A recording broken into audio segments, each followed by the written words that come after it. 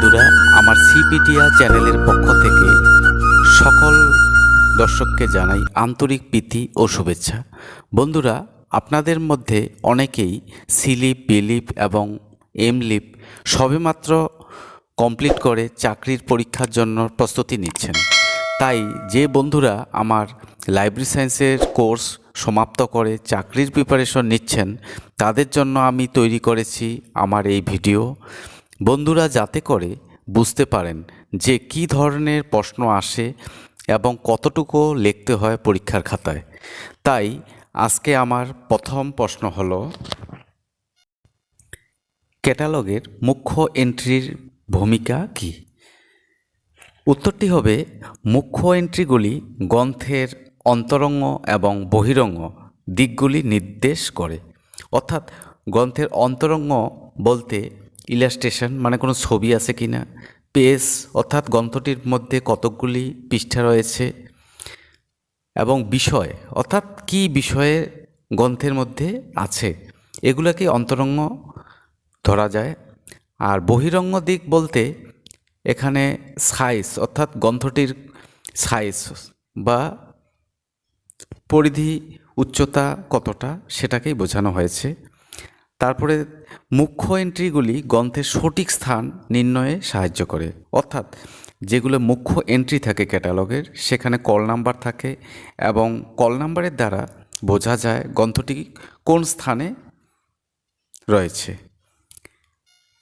পরবর্তী কোশ্চেনটি, খণ্ডচিন্তা বা আইসোলেট কি?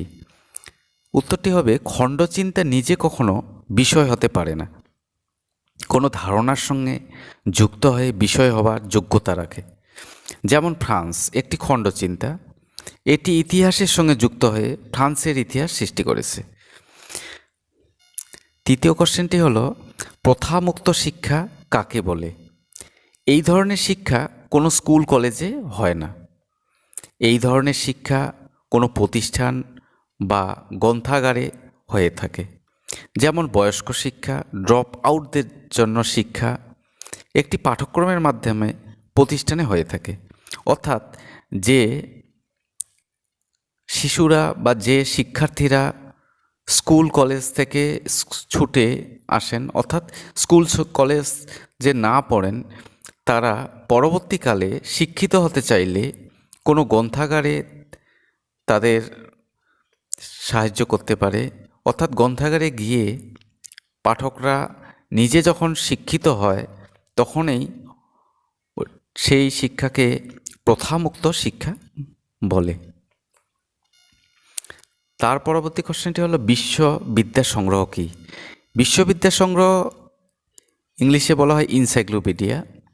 বিশ্ববিদ্যা সংগ্রহ হলো বিশ্বজ্ঞান, অর্থাৎ বিশ্বের সমস্ত জ্ঞান যে বইতে সংগ্রহীত থাকে সেটি হলো বিশ্ববিদ্যা সংগ্রহ। এখানে বিভিন্ন বিষয় প্রবন্ধ আকারে বর্ণানুক্রমিক সাজানো হয়ে থাকে।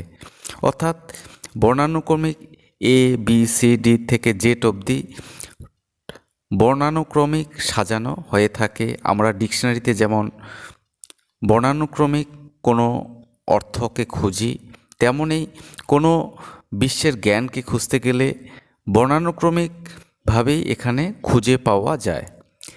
এই বিশ্ববিদ্যা সংগ্রহ দুটি ভাগে বিভক্ত। একটি হলো জেনারেল এনসাইক্লোপিডিয়া আর অপরটি হলো স্পেশাল এনসাইক্লোপিডিয়া। সো আজকে বন্ধুরা এ পর্যন্তই। Thank you for watching my video. Thank you.